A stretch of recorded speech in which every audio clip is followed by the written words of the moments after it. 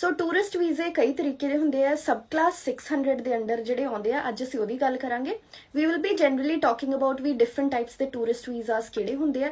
In next session we will be talking ਵੀ tourist ਵੀਜ਼ੇ ਲਈ ਅਪਲਾਈ ਕਿਵੇਂ ਕਰਨਾ, ਫਾਰਮ ਕਿਵੇਂ ਫਿਲ ਆਊਟ ਕਰਨਾ, right. This is just like reading through and explaining you ਵੀ ਕੋਈ ਚੀਜ਼ ਦਾ ਮਤਲਬ ਕੀ ਹੁੰਦਾ and how to fill out those forms, right, in general.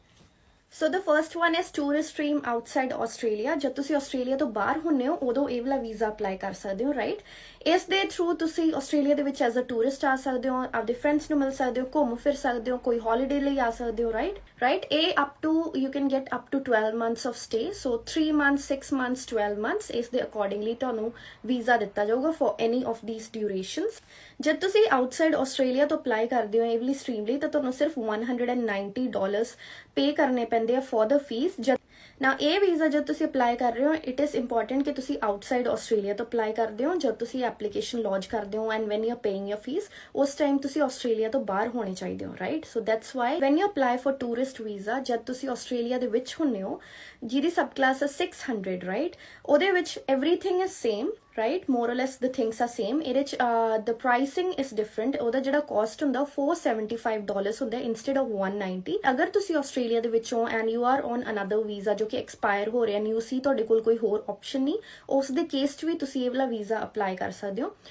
But the condition is ਕਿ ਜਦ ਤੁਸੀਂ ਅਪਲਾਈ ਕਰ ਰਹੇ ਹੋ ਉਸ ਟਾਈਮ ਤੁਸੀਂ ਆਸਟ੍ਰੇਲੀਆ ਦੇ ਵਿੱਚ ਹੋਣੇ ਚਾਹੀਦੇ ਹੋ, right. So that is the main condition। everything else is same like the other tourist visa ਜੋ ਤੁਸੀਂ ਅਪਲਾਈ ਕਰਦੇ ਹੋ when you are abroad, right। the only difference ਕਿ ਇਹਦੀ ਪ੍ਰਾਈਸਿੰਗ ਥੋੜੀ ਜਿਹੀ ਹਾਈ ਹੁੰਦੀ ਹੈ ਐਂਡ ਦੂਸਰੀ ਕੰਡੀਸ਼ਨ ਹੈ ਜਦ ਤੁਸੀਂ ਅਪਲਾਈ ਕਰਦੇ ਹੋ you should be in Australia, right. So ਇਹ ਵਾਲਾ ਵੀਜ਼ਾ ਤੁਸੀਂ ਉਦੋਂ ਵੀ ਅਪਲਾਈ ਕਰ ਸਕਦੇ ਹੋ ਜਦ ਤੁਹਾਡੇ ਕੋਲ ਕੋਈ ਹੋਰ ਆਪਸ਼ਨ ਨਹੀਂ ਹੈ and you want to stay in Australia, like ਤੁਹਾਡਾ ਪ੍ਰੀਵੀਅਸ ਵੀਜ਼ਾ ਐਕਸਪਾਇਰ ਹੋ ਰਿਹਾ and you have no other option. ਸਰਡ ਫੈਮਿਲੀ ਸਟ੍ਰੀਮ ਵੀ ਆਉਂਦੀ ਹੈ ਜਦ ਤੁਸੀਂ ਬਾਹਰ ਵਿਜ਼ਿਟ ਕਰਨ ਆਉਣਾ, ਰਾਈਟ। ਇਹਦੇ ਵਿੱਚ ਕੀ ਹੁੰਦਾ ਕਿ ਯੂ ਵਿਲ ਬੀ ਸਪਾਂਸਰਡ ਵੀ ਤੁਹਾਡੀ ਕੋਈ ਫੈਮਿਲੀ ਮੈਂਬਰ ਜੋ ਕਿ ਆਸਟ੍ਰੇਲੀਅਨ ਸਿਟੀਜ਼ਨ ਆ ਜਾਂ ਫਿਰ ਆਸਟ੍ਰੇਲੀਅਨ ਪਰਮਨੈਂਟ ਰੈਜ਼ੀਡੈਂਟ ਆ, ਉਹ ਬੰਦਾ ਤੁਹਾਨੂੰ ਸਪਾਂਸਰ ਕਰੂਗਾ ਵੀ ਤੁਸੀਂ ਉਹਨਾਂ ਦੇ ਥਰੂ ਆ ਰਹੇ ਹੋ, ਰਾਈਟ। ਸੋ ਈਵਨ ਜਦ ਤੁਸੀਂ ਡਾਕੂਮੈਂਟਸ ਇਸ ਫਾਈਲ ਦੇ ਵਿੱਚ ਲਾ ਰਹੇ ਹੋਗੇ ਉੱਥੇ ਯੂ ਵਿਲ ਬੀ ਸ਼ੋਇੰਗ ਕਿ ਸਾਨੂੰ ਇਹ ਇਨਸਾਨ ਸਪਾਂਸਰ ਕਰ ਰਿਹਾ। ਇਸ ਦੇ ਵਿੱਚ processing Times as you can see 10 days ਤੋਂ ਲੈ ਕੇ 36 ਡੇਜ਼ ਤੱਕ ਵੇਰੀ ਕਰਦੇ ਆ। ਇਸ ਦੇ ਵਿੱਚ ਸਟੇ ਅਪ ਟੂ 12 ਮੰਥਸ ਮਿਲਦੀ ਹੈ ਐਂਡ ਇਹਦੀ ਜਿਹੜੀ ਕਾਸਟ ਆ that is $190।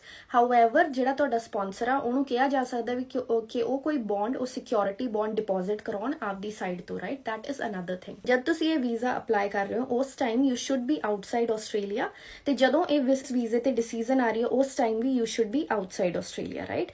Business visitor stream, this is ਅਗਰ ਤੁਹਾਡਾ ਰੀਜ਼ਨ ਟੂ ਵਿਜ਼ਿਟ ਆਸਟ੍ਰੇਲੀਆ ਇਸ ਬਿਜ਼ਨਸ ਪਰਪਸਿਸ, ਰਾਈਟ। ਇਸ ਦੇ ਥਰੂ ਤੁਹਾਨੂੰ ਅਪ ਟੂ 3 ਮੰਥਸ ਦਾ ਵੀਜ਼ਾ ਮਿਲ ਸਕਦਾ। ਇਹਦਾ ਕਾਸਟ 190 ਹੈ ਐਂਡ ਇਹਦੀ processing time varies from 3 days to 25 days, right. ਇਹਦੇ under you can come to Australia under business for business reasons, ਪਰ ਤੁਸੀਂ ਕੋਈ ਕੰਮ ਨਹੀਂ ਕਰ ਸਕਦੇ ਤੇ ਤੁਸੀਂ ਕੋਈ ਸਰਵਿਸਿਜ਼ ਸੈਲ ਨਹੀਂ ਕਰ ਸਕਦੇ, right. That is another thing.